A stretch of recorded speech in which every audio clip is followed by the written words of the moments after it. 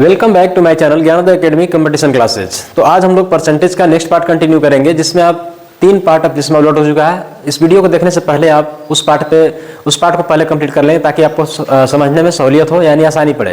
ये question number 41 है। इससे पहले हम 40 क्वेश्चन तक पढ़ा चुके हैं। लिखा हो कि जब किसी वस्तु की कीमत 25% कम होती है, कितना होती है 25%, यदि 25% कम हो जाती है तब उसकी बिक्री में X% की वृद्धि होती है। यदि राजस्व प्राप्ति में 20% की वृद्धि है तो x का मान क्या होगा। देखिए, price into sale equal to क्या होता है, रेवेन्यू। इक्वल टू क्या होता है, रेवेन्यू। अब देखिए, आपको क्या समझना है कि प्राइस जो है वो 25% कम हुआ है। प्राइस 25% कम हुआ है तो 100 से कितना हो गया 75, क्योंकि कोई भी चीज का प्राइस अपने आप में 100% होता है। सेल जो है X% का वृद्धि हुआ है, सेल X% इंक्रीज हुआ है, तो X% इंक्रीज हुआ है, इसको रहने दीजिए। रेवेन्यू में क्या हुआ है, तो रेवेन्यू जो है वो 20% बढ़ गया है। तो 20% बढ़ने का मतलब क्या हुआ कि 100 से कितना हो गया है 120। अच्छा, इसको 100 अपने आप में 100% होता है।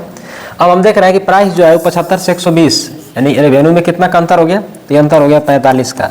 इसका मतलब यही मान x का है। x का मान जो होगा वो 45 का हो गया है, तो बढ़ गया है कितना पे 75 पे, और गुने क्या कर देंगे 100। जब आप इसको कट कीजिएगा तो 15 तिया 45 और 15 पचे 75, 5 से 1 बार 5 से ही 20 बार में, यानी इस क्वेश्चन का सही जवाब क्या हो जाएगा 60। क्वेश्चन का सही जवाब क्या हो जाएगा 60, जो किस ऑप्शन में है, ऑप्शन डी। नेक्स्ट लिखा हो कि पेट्रोल की कीमत में 60 रुपये प्रति लीटर से बढ़कर के 75 रुपये प्रति लीटर हो गई, तो पेट्रोल की खपत कितनी कमी परसेंटेज में होनी चाहिए ताकि व्यय केवल 10% बढ़े। देख रहे हैं, व्यय जो है कितना बढ़ना चाहिए 10%। तो अगर हम पहले देखें कि प्राइस कितना बढ़ा ला, 60 से हो गया 75, तो कितना बढ़ गया जी 15 बढ़ गया है। कितना बढ़ गया है, percentage increase in price, percentage increase in price. Price में कितना इंक्रीज हुआ है, तो 15 इंक्रीज हो गया है। कितना पे देख रहे हैं, 60 से हो गया 75, तो कितना बढ़ गया ये 15 बढ़ गया। किस से बढ़ा हुआ है, तो 60 पे, और गुना क्या कर देंगे 100। जब आप इसको काटिएगा तो 20 से ही 3 बार में, 20 से ही 5 बार में, 3 से कट जाएगा 5 बार में, यानी प्राइस कितना बढ़ा है 25% बढ़ा हुआ है। प्राइस कितना बढ़ा हुआ है 25%। यहाँ लिख लेते हैं कि प्राइस जो है वो 25% बढ़ा हुआ है। क्वांटिटी या कंजम्पशन कितना परसेंट कम होगा, एक्सपेंडिचर जो है वो सिर्फ 10% बढ़े। एक्सपेंडिचर कितना बढ़े 10%। अच्छा, प्राइस 25% बढ़ा हुआ है, इसका मतलब अगर 25% बढ़ा हुआ है तो कोई भी चीज़ का प्राइस अपने आप में 100% होता है, तो हो जाएगा 125। कितना हो जाएगा 125। क्वांटिटी या कंजम्पशन के बारे में अभी हमको नहीं पता है, लेकिन एक्सपेंडिचर के बारे में पता है कि 10% बढ़ा है। कितना परसेंट बढ़ा है 10%। इसका मतलब कि 100 से कितना हो गया 110। अब इस बात को थोड़ा सा समझिए कि अगर दाम 25% बढ़ा हुआ है, इसका मतलब कि अगर यूज हम लोग उतना ही करते रहते हैं, खपत दिख रहा है ना, खपत, अगर हम लोग खपत उतना ही करते तो हम लोग का व्यय भी उतना बढ़ जाता, लेकिन व्यय हम लोग का 10% ही बढ़ रहा है। इसका मतलब क्या हुआ, उसका यूज हम लोग थोड़ा कम कर रहे होंगे। तो कितना कम कर रहे हैं, 125 हो गया 110, तो कितना कम हो गया जी, ये 15 कम हो गया। कितना कम हो गया 15। ये लिखेंगे परसेंटेज चेंज इन क्वांटिटी या कंजम्पशन, ठीक है, मात्रा या खपत में कमी। तो कितना कमी हुआ है 15 का। आई कमी है किस पे 125 पे, और गुना क्या कर देंगे 100। जब आप इसको कटिएगा तो 25 से ही 5 बार में, 25 से ही 4 बार में, 5 से काटिए तो ही 3 बार में, यानी इसका आंसर क्या होगा 12%। यानी हम लोग यूज जो है वो 12% कम कर दिए हैं। 12% क्या कर दिए हैं कम, यानी 12% हम उसको डिक्रीज किए हैं, घटा दिए हैं, जो कि किस ऑप्शन में है, ऑप्शन ए इस क्वेश्चन का सही जवाब है। नेक्स्ट हम लोग देखते हैं 43 में क्या लिखा हुआ है कि जब चीनी की कीमत में 28% की वृद्धि होती है तो एक परिवार प्रति माह अपनी खपत कम कर दी, जिससे कि चीनी पर व्यय केवल 12% ही अधिक हुआ। देखिए, प्राइस कितना बढ़ा था 28%, लेकिन इन लोग का व्यय जो है, व्यय वो पहले की तुलना में सिर्फ 12% ही बढ़ा है। ऐसा क्यों संभव है, ऐसा कब संभव है, जब यूज हम उसका कम कर दें। नहीं तो अगर दाम 28% बढ़ा है तो अगर हम लोग उतना ही यूज करते जो जितना पहले यूज कर रहे थे, तो अभी भी हम लोग के खर्चा जो है 28% बढ़ जाता है, लेकिन कितना बढ़ा है सिर्फ 12%। आगे लिखा हुआ है कि यदि परिवार प्रति माह 18.4 किलोग्राम चीनी का उपभोग करता है तो प्रति माह चीनी की नई खपत, यानी अब उन लोग कितना यूज कर रहा है। देखिए, 28% बढ़ा हुआ है तो कोई भी वैल्यू कितना हो जाएगा 100 से 28 में बढ़ा दे 128, और ये क्या हुआ, ये हुआ प्राइस। क्वांटिटी या कंजम्पशन जो है, क्वांटिटी या कंजम्पशन, वो पहले से इन लोग 18.4 यूज कर रहा था। कितना यूज कर रहा था? 18.4। अब कितना कर रहा है, इसको छोड़ दीजिए। क्वांटिटी एक्सपेंडिचर जो है, व्यय,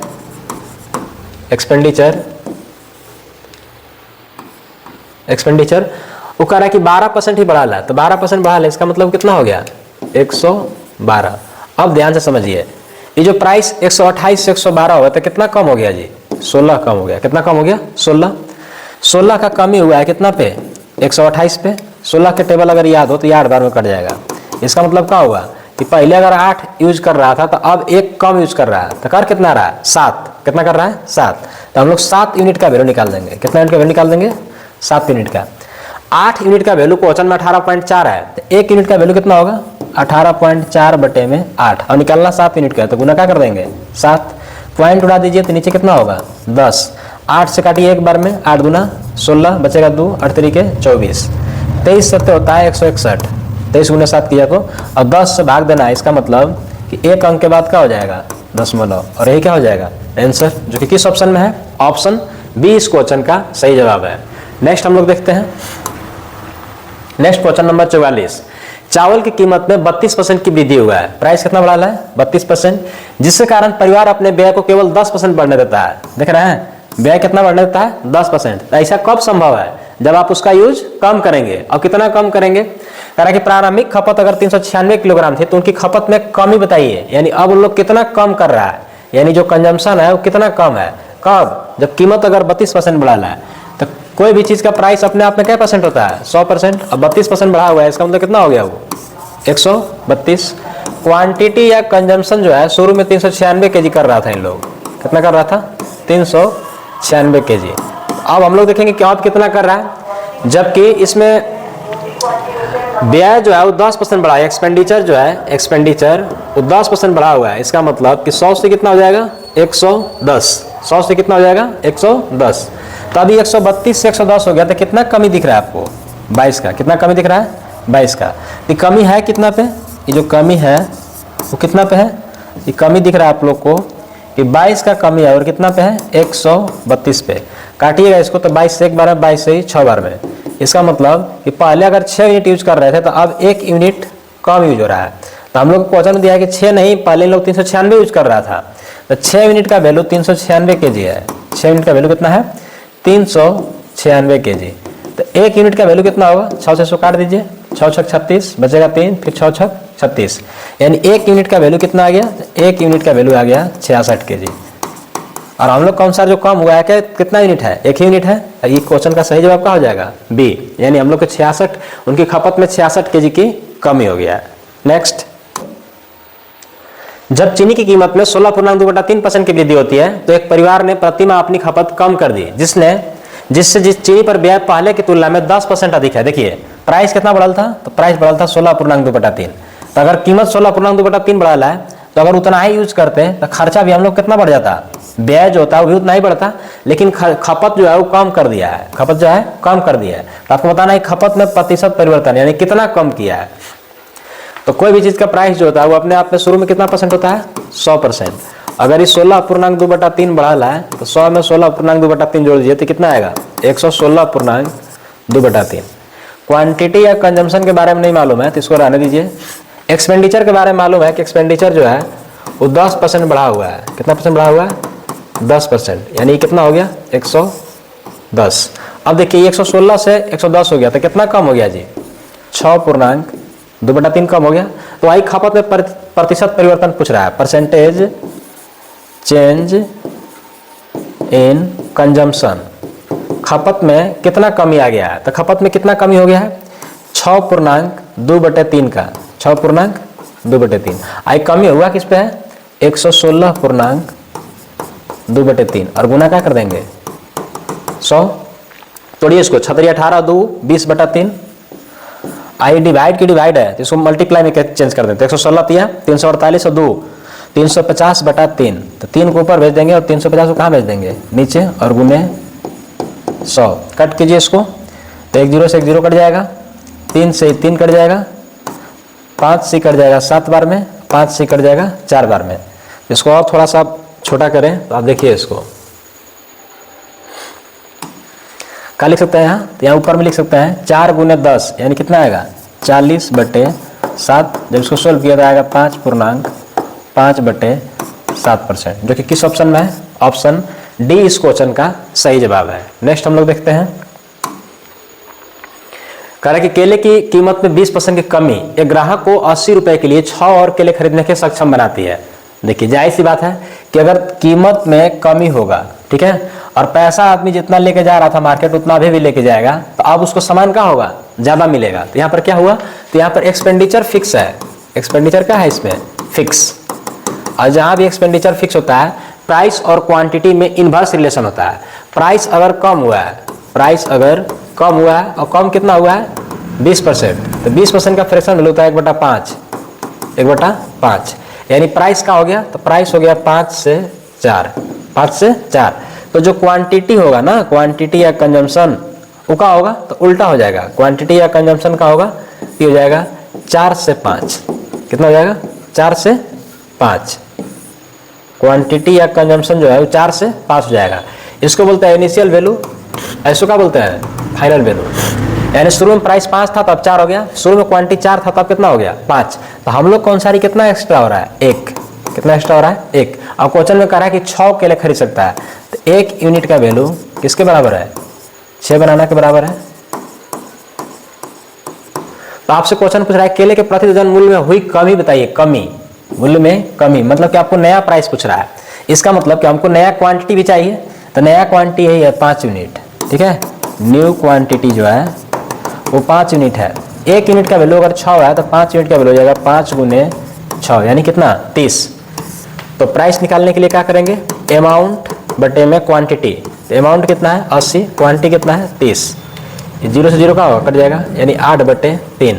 लेकिन आपसे पूछ रहा था मूल्य जो है वो दर्जन में, तो ये तो दर्जन, इसका ये तो प्राइस आया 1 का आया है। किसका आया है 1 का। अगर हम लोग 12 का निकालना होगा, ठीक है, तब ना 1 दर्जन होगा। 12 में ही कितना होता है 1 दर्जन होता है, ठीक है।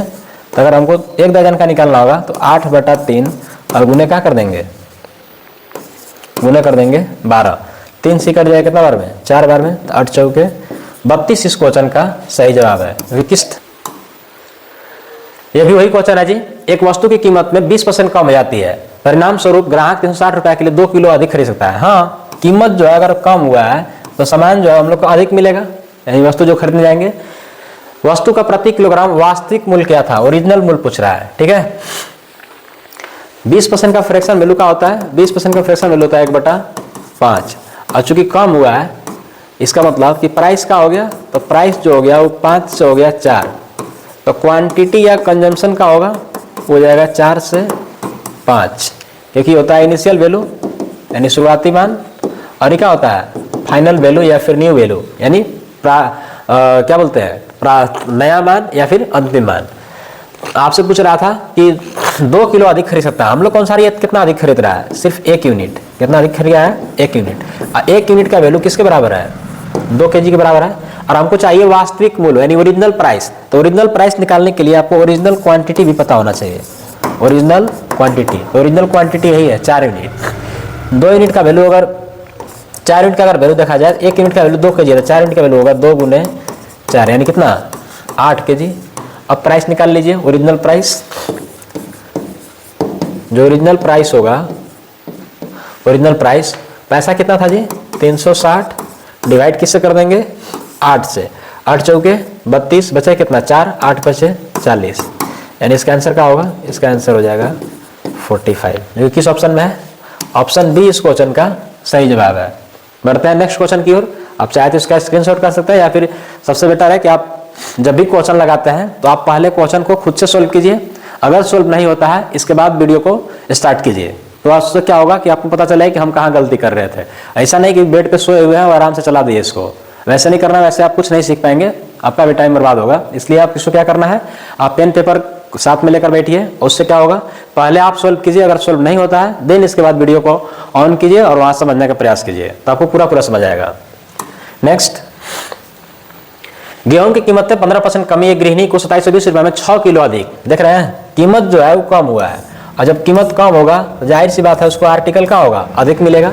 गेहूं के प्रति किलोग्राम घटी हुई कीमत, इस बार नया कीमत पूछ रहा है जी, घटी हुई कीमत। तो हमको पता है कि प्राइस जो है वो कम हुआ है, तो कितना कम हुआ है? 15%। 15% का फ्रैक्शन वैल्यू होता है 3/20, ठीक है। इसका मतलब कि पहले 20 था तो अब कितना हो गया? 17। प्राइस कितना हो गया? पहले अगर प्राइस 20 था तो अब कितना हो गया? 17 हो गया। तो क्वांटिटी या कंजम्पशन का होगा, इस 17 से 20 हो जाएगा, 17 से क्या हो जाएगा? 20। ये क्या है? तो यह इनिशियल वैल्यू यानी प्रारंभिक मान, और यह फाइनल वैल्यू या फिर न्यू वैल्यू यानी अंतिम मान या फिर नया मान। तो हम लोग कौन सा देख रहे हैं कि 17 से 20 हो रहा है, तो कितना बढ़ गया? 3 यूनिट बढ़ गया। और क्वेश्चन में कह रहा है कि 3 नहीं 6 किलो, तो 3 यूनिट का वैल्यू किसके बराबर है? 6 kg के बराबर है। तो 1 यूनिट का वैल्यू किसके बराबर होगा?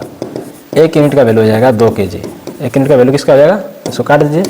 1 यूनिट का वैल्यू कितना हो जाएगा? 2 kg। अब आपसे क्वेश्चन में घटी हुई कीमत पूछ रहा है, यानी कि नया, तो आपको नया मात्रा भी निकालना होना चाहिए। तो न्यू क्वांटिटी हम लोग कौन सा कितना है? न्यू क्वांटिटी 20 यूनिट है, दिख रहा है?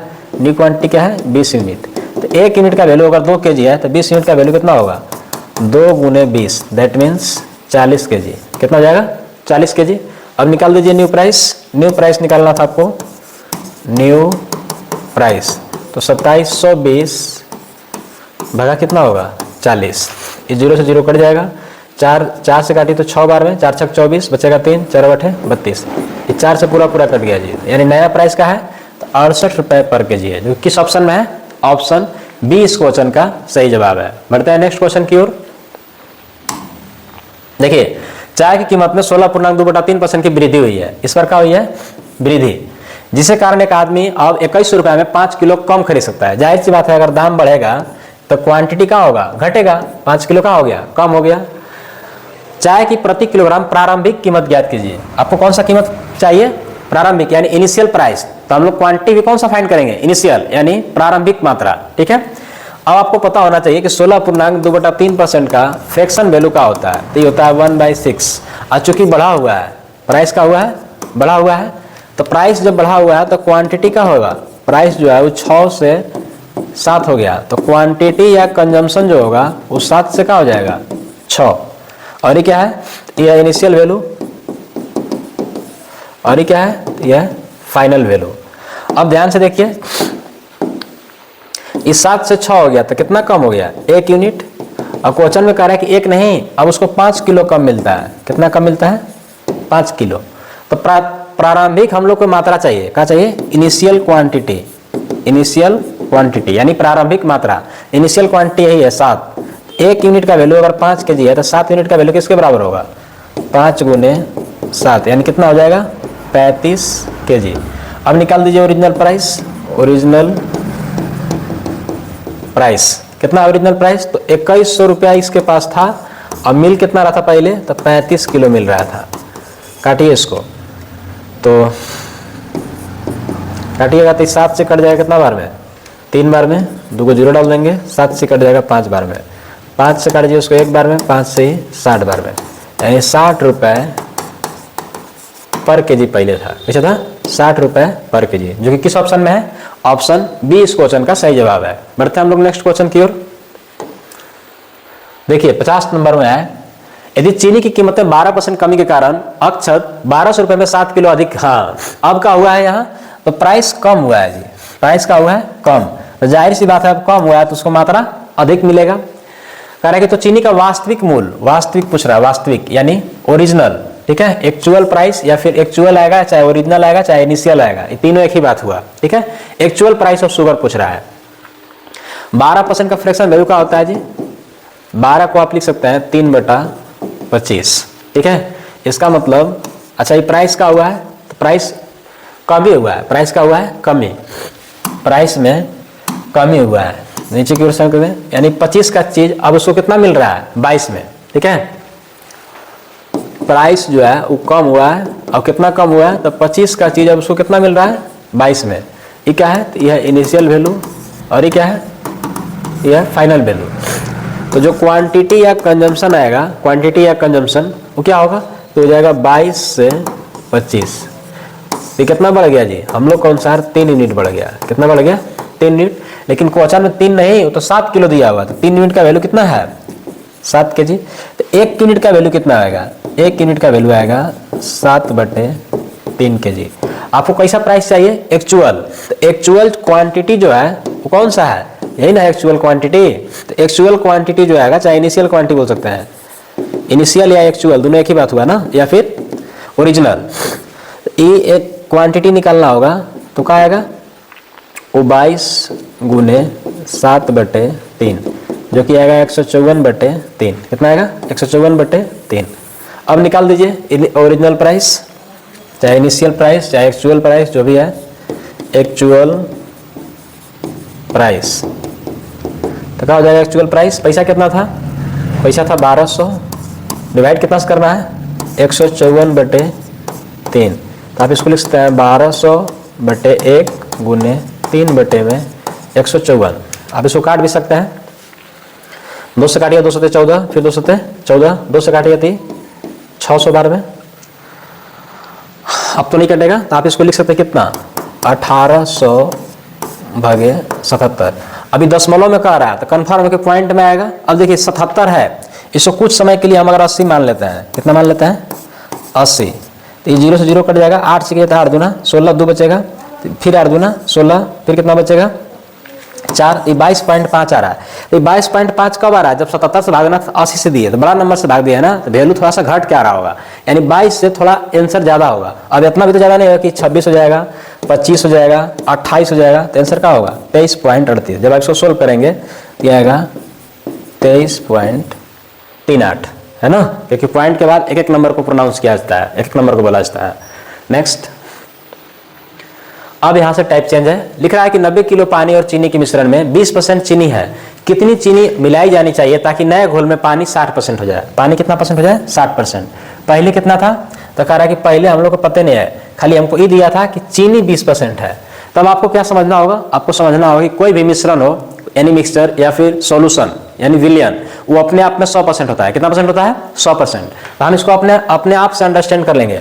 कोई भी मिक्सचर जो है, हम लोग कौन सा जो मिक्सचर है, मिक्सचर, और कौन सा मिक्सचर? इनिशियल मिक्सचर, मतलब कि प्रारंभिक मिश्रण, वो कितना है?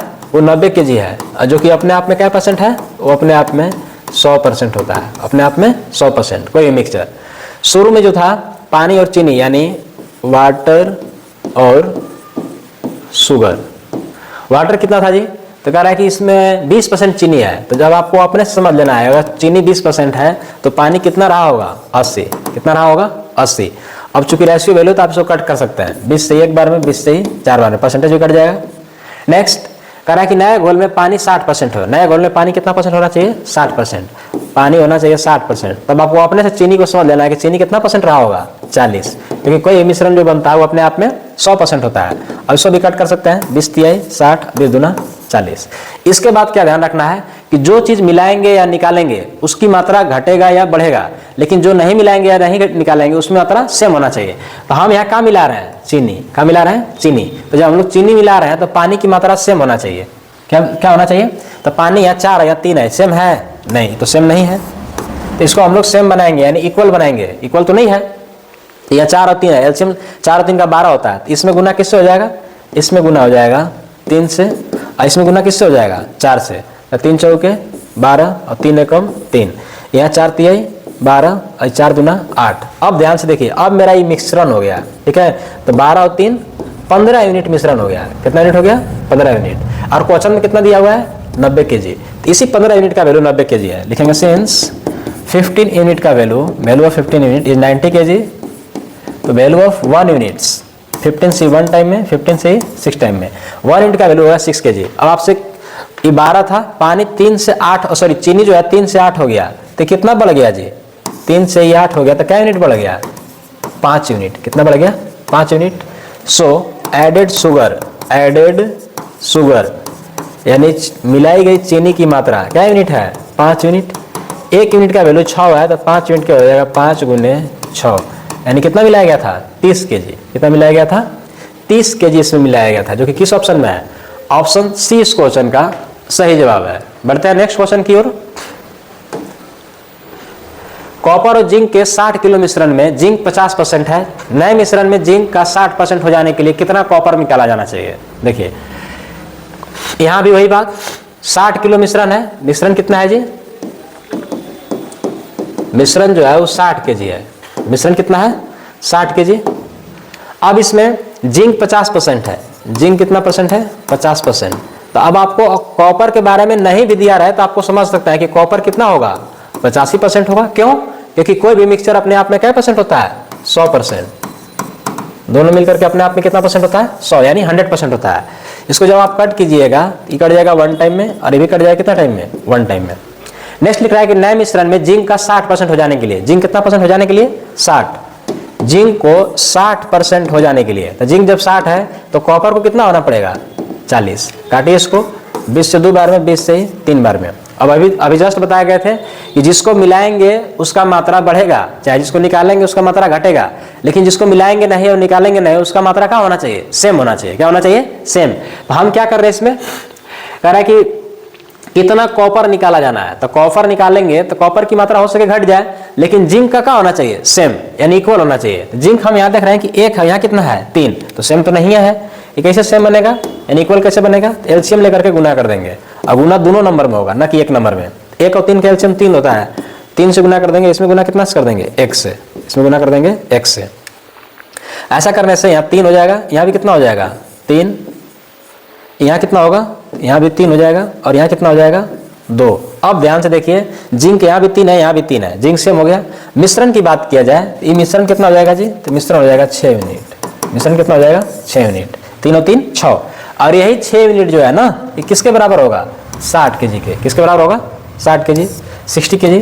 लिखेंगे value of 6 unit is 60 KG, यानी 60 यूनिट का 6 यूनिट का मान 60 केजी है। 1 यूनिट का मान कितना होगा?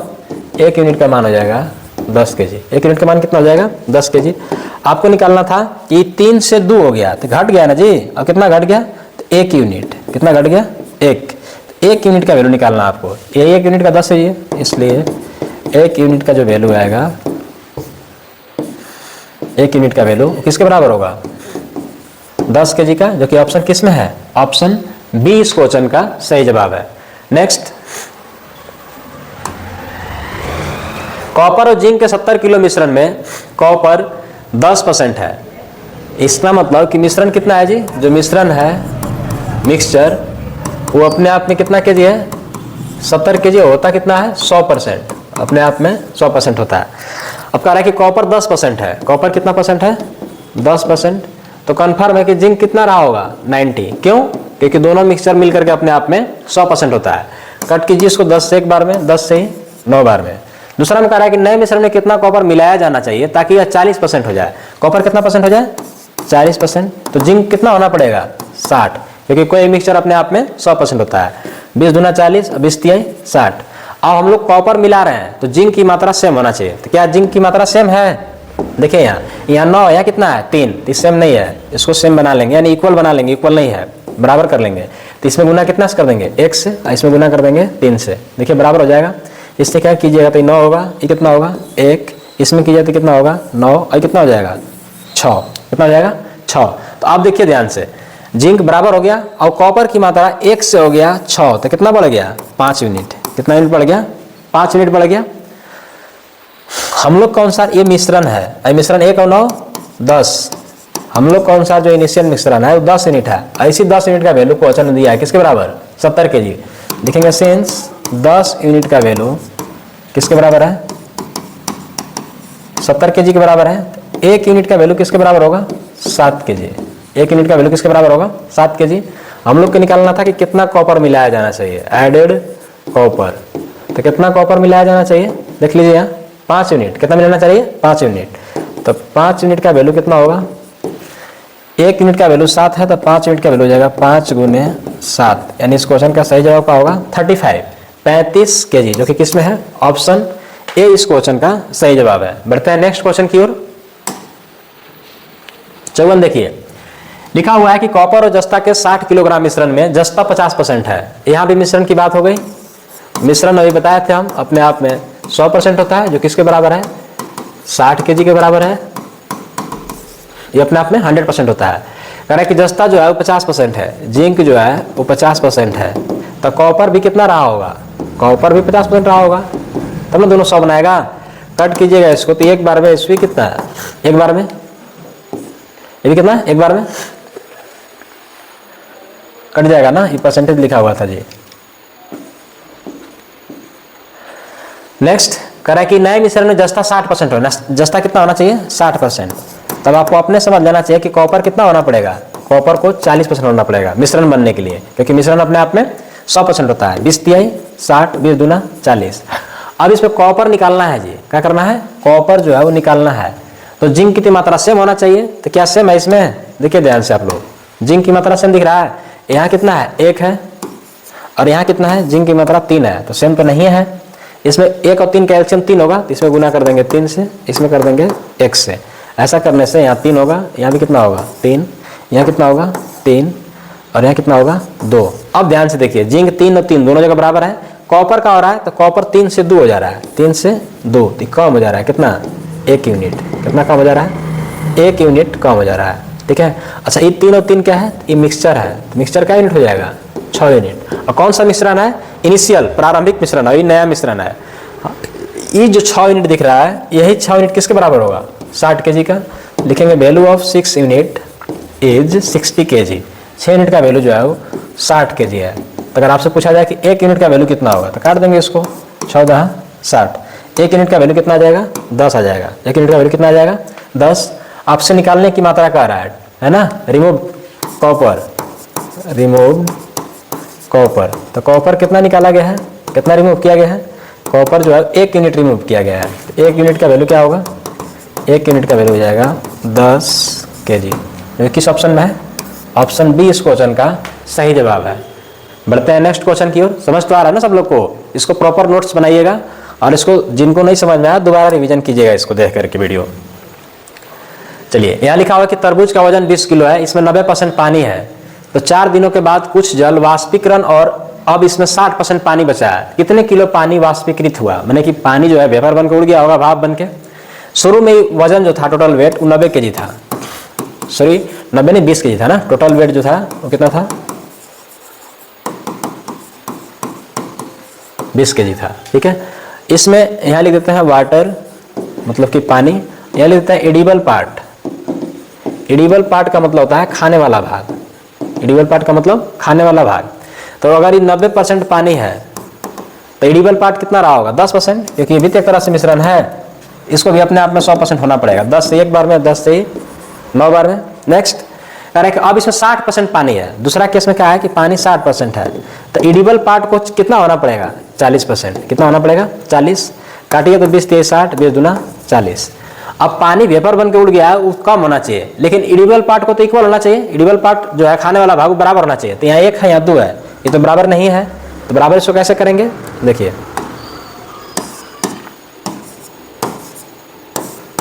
इसमें गुना कर देंगे 2 से, इसमें किससे गुना कर देंगे 2 से, और इसमें गुना कर देंगे 1 से, तो ये बराबर होगा। यहाँ देखिए 2 हो जाएगा, ये कितना हो जाएगा 18, ये 1 से कीजिएगा तो 3, और ये कितना हो जाएगा 2। अब देखिए खाने वाला भाग 2 है और 2 बराबर है, लेकिन ये 18 से 3 हो गया तो कितना कम हो गया 15 यूनिट, कितना कम हो गया 15। और ये 18 और 2 20 जो है वो क्या है 20 यूनिट जो है वो मिश्रण है, यानी शुरू वाला दिया हुआ है। तो चूंकि 20 यूनिट का वैल्यू 20 kg के बराबर है, 20 यूनिट का वैल्यू किसके बराबर है 20 kg के बराबर है, तो 1 यूनिट का वैल्यू क्या रहा होगा, 1 यूनिट का वैल्यू 1 kg होगा। और हम लोग को कितना कम हो गया है, हम लोग का अनुसार जो वेपर बन के उड़ गया है ना, पानी कितना वेपराइज हो गया, तो वेपराइज वाटर जो होगा ना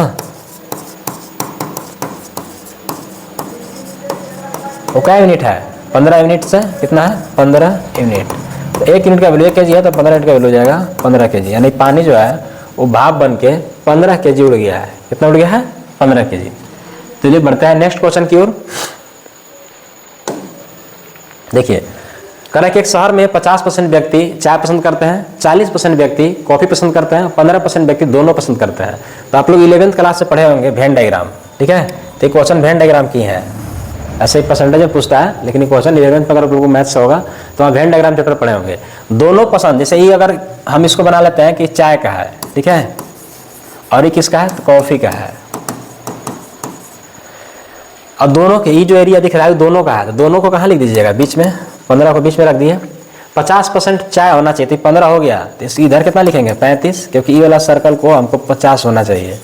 देखिए ध्यान से 50 हो जाएगा, है ना।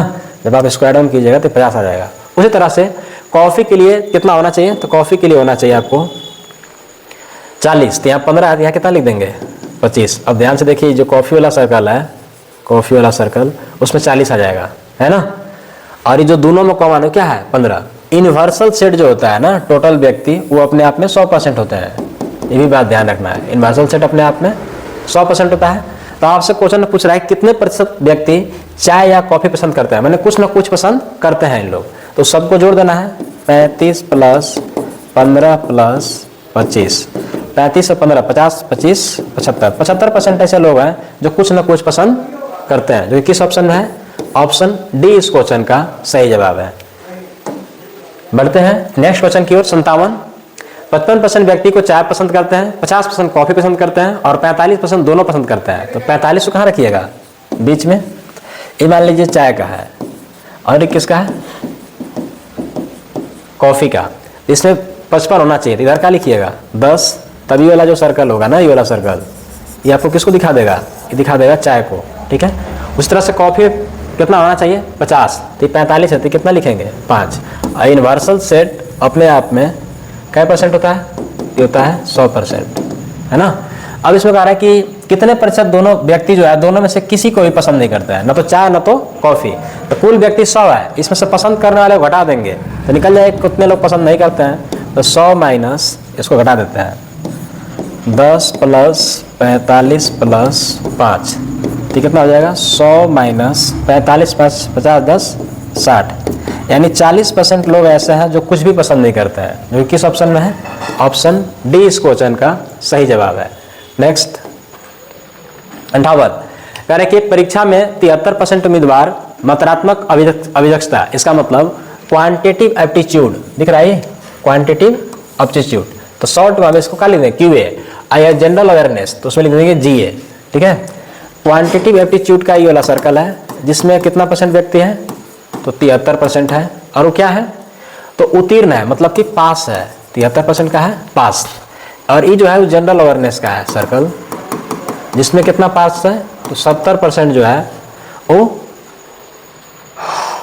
पास है ना। फिर आगे लिख रहा है कि 64% दोनों में उत्तीर्ण है, 64% जो है वो दोनों में उत्तीर्ण है ना। 64% का है, ये दोनों में उत्तीर्ण है। तो अगर आप इसको ऐसे बनाना चाहिए, तो ये 64 है, तो इसको कितना होना पड़ेगा 9, इसको 70 है, तो इसको कितना होना पड़ेगा 6, है ना।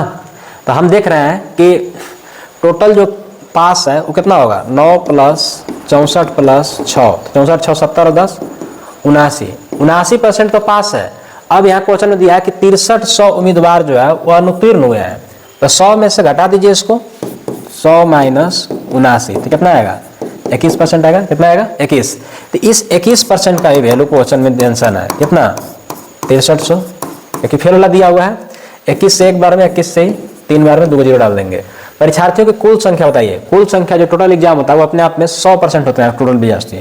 तो टोटल कितना है, टोटल हम लोग को निकालना है, तो 100% का वैल्यू निकाल देंगे, तो हो जाएगा 300 गुने 100,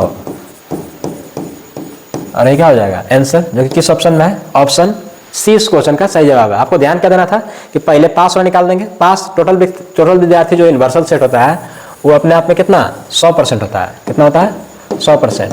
जब पास वाला में से हम लोग घटा देंगे 100 में से, तो फेल वाला निकल जाएगा। नेक्स्ट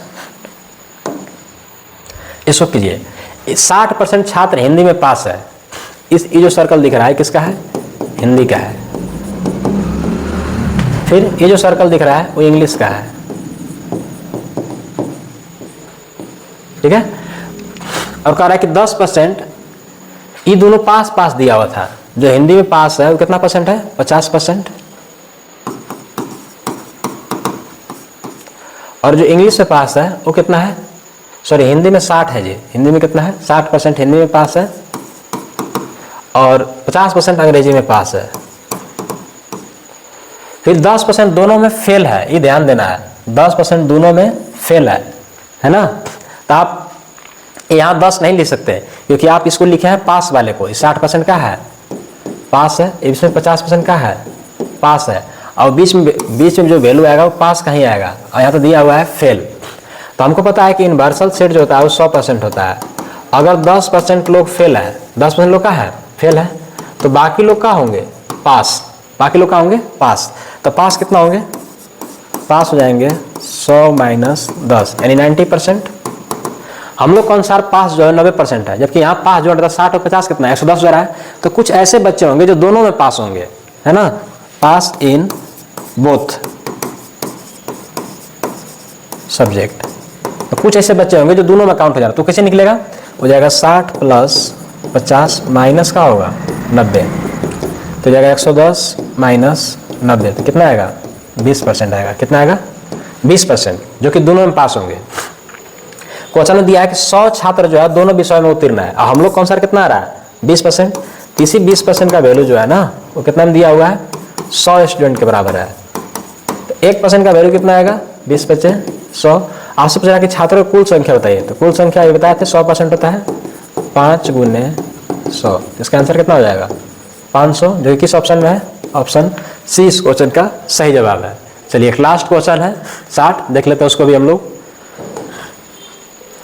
लिखा हुआ है कि एक परिवार में 48% उम्मीदवार विज्ञान में, साइंस में जो है 48% उत्तीर्ण हुए हैं, पास हुए हैं। फिर आगे कह रहा है कि 56% उम्मीदवार गणित में अनुत्तीर्ण हुए हैं। यहाँ देखिए यहाँ उत्तीर्ण था मतलब कि पास था, और यहाँ का दिया अनुत्तीर्ण मतलब कि फेल।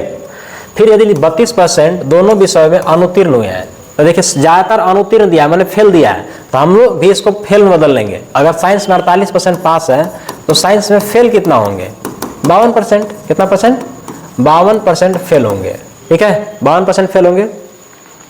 मैथ में कितना फेल है, मैथ में जो है वो 56% फेल है, 56% फेल है। यदि दोनों विषयों में अनुत्तीर्ण 32% है तो हम लोग टोटल फेल निकाल देंगे। टोटल जो फेल है, टोटल फेल चाहे 32% दोनों में है, तो इसका मतलब क्या होगा कि अगर हम लोग यहाँ से देखा जाए कि टोटल फेल कितना है, अगर दोनों विषयों में कितने प्रतिशत उम्मीदवार उत्तीर्ण हुए हैं, तो हम पहले टोटल फेल वाला निकाल लेते हैं। टोटल फेल कितना होगा, तो 52 प्लस 56 दोनों है, ऐसे से कॉमन लगा हटा देंगे 32, तो 6 2 8 5 5 10 108 माइनस 32, 12 में से 8 में से 2 जाएगा तो 6, 10 में से 3 जाएगा 76। 76% लोग तो फेल हैं। आपसे पूछ रहा है कि दोनों विषयों में कितने प्रतिशत पास हैं, उसको घटा देंगे पास निकालने के लिए। 100 माइनस 76 कितना आ जाएगा 24%, और ये क्या हो जाएगा आंसर, जो कि किस ऑप्शन में है, ऑप्शन ए इस क्वेश्चन का सही जवाब है। तो उम्मीद करते हैं सबको समझ आया होगा और वीडियो अच्छा भी लगा होगा। अगर वीडियो आपको अच्छा लगे तो शेयर कीजिए, लाइक कीजिए, और कमेंट करके बताइए कि आपको कहाँ समझने में कोई दिक्कत है या फिर नेक्स्ट टॉपिक क्या चाहिए। ऐसे हम परसेंटेज के बाद रेशियो पढ़ाएंगे, फिर मिक्सचर, देन कंटिन्यू करेंगे। अगर आपको चाहिए कि जल्दी में तो कोई ज़्यादा टॉपिक डाउट है तो उसको हम भी कंटिन्यू कर देंगे। चलिए मिलते हैं हम लोग नेक्स्ट वीडियो में, तब तक के लिए आप इसको देखिए और दोस्तों के बीच शेयर कीजिए।